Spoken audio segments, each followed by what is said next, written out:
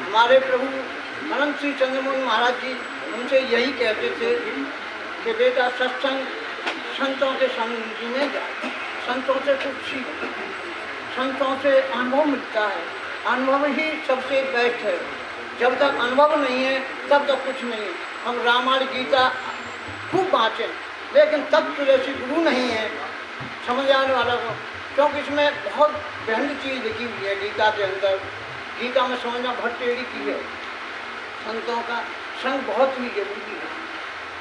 तो अब आइए हमारे यहाँ अष्टांग योग, महाप्रभु रामराज जी महाराज जी जब हिमालय से आए थे तब उन्होंने अष्टांग योग के बारे में उन्होंने समाई आश्रम धाम में बताया। समाई आश्रम धाम में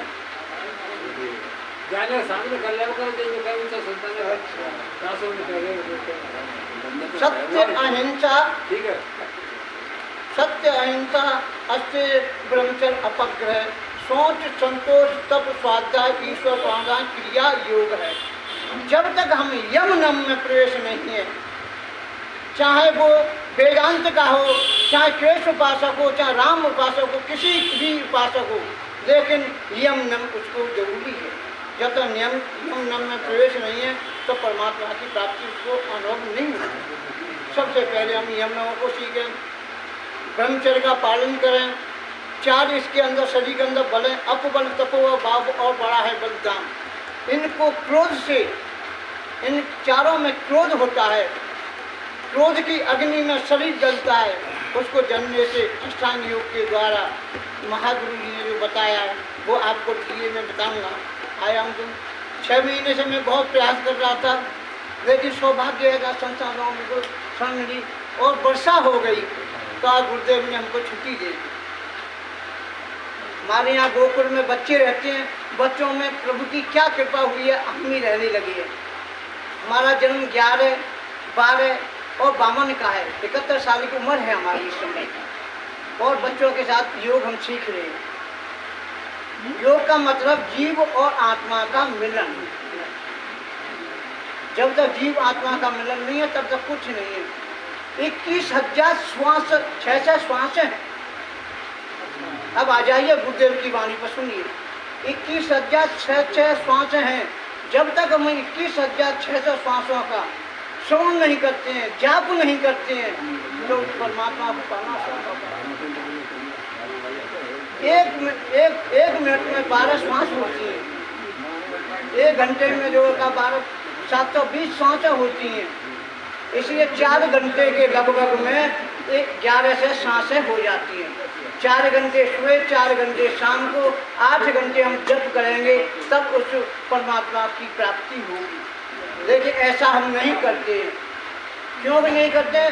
कि हमारा खान पीन बहुत खराब है। सबसे पहले जो परमात्मा को पाना है आहार के ऊपर चला है। अष्टांग योग में सबसे पहले आहार है, आहार विहार और रहन सहन, और फिर संगति और श्वास का आवागमन। जब तक श्वास का आवाज नहीं गमन करेंगे तब तक हमको ना। श्वास आकाश मंडल से हम लेते हैं, श्वास कहाँ जाती है, कहाँ रुकती है, उसका अनुभव बहुत ही जरूरी है। ये तत्वदर्शी गुरु ही बताते हैं श्वास को। तो अष्टांग योग में सबसे पहले यमों का, फिर आसन, फिर प्राणायाम और प्रत्याहार, धारणा, ध्यान, समाधि है। 8 होंगे। प्राणायाम के मुकाबले कोई बल नहीं है। सबसे बड़ा बल है तो प्राणायाम बल है, आत्म बल के लिए सबसे बड़ा है। आसनों से ब्रह्मचर्य जीता जाता है, और धारणा से कैसे कछुआ, हमारे महाराज सिंह बता गए हैं, जिस तरह से कछुआ सब अंगों को लेना, तो धारणा में एक चित्त होकर के हम ध्यान कराते हैं। और समाधि में अब इस शरीर के अंदर क्या है, 5 तत्व से बना है, 5 ज्ञान इंद्रियाँ, 5 कर्म इंद्रियाँ, 15, 5 प्राण, 20 हो गए। मन बुद्धि चित्त अहंकार 24 हो गए। लेकिन ये शरीर फिर भी काम नहीं कर रहा है। इस शरीर के अंदर 25 में जब प्राण आता है, वही प्राण की हम साधना करते हैं। केवल मात्र एक प्राण है, और दूसरा जो गुरु हमको शिक्षा देते हैं, मंत्र देते हैं, एक गुरु है। प्राण और गुरु 2 के अलावा तीसरा नहीं है। या तो गुरु में तुम समा जाओ, या गुरु तुम में समा जाए, एक हो जाओ। हम सब में जितने विराजमान हैं, सब में एक ही है, दूसरा नहीं। तो हम द्वेष भावना किससे करते हैं, ये बताओ। जब परमात्मा एक है, हम में सब में विद्यमान वो ही है, फिर हम द्वेष भावना किससे कर रहे हैं?